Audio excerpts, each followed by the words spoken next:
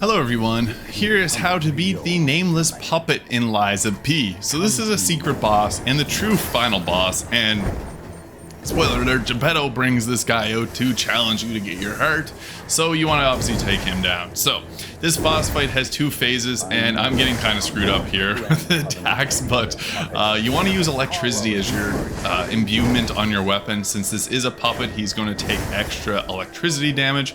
Now I'm also using the Puppet Ripper weapon here. I find this to be one of the most effective weapons in this game because it has an incredible charge R2 that I pulled off there. The range of it is incredible, and you can do a lot of damage with it without getting hit. So I got a little bit of a easy time there. He wasn't attacking. I was able to get 5 attacks off with just my regular R1 attack.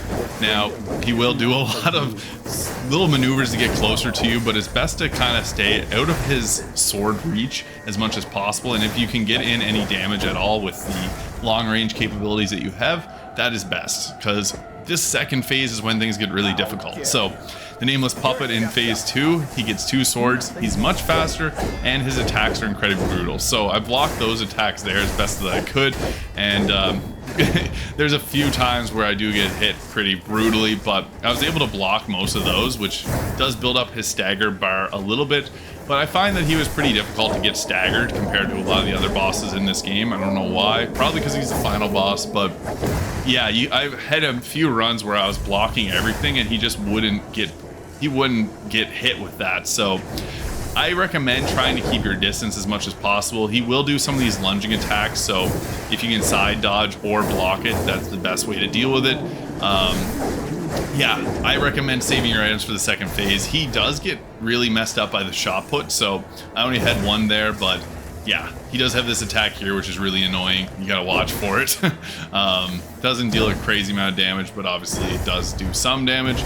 And that attack there, watch out when he does it, because it will attack twice, so you want to keep an eye out for that. Now, he does do that lunge attack if you get way too far away from him, so it's not the best to get too far away from him. Block when you can, but yeah, I would save your items for the second phase. He does have a very challenging second phase. If you got throwable cells, they will do a lot of damage. I've seen some people have great success with just using throwables for the second phase of this fight.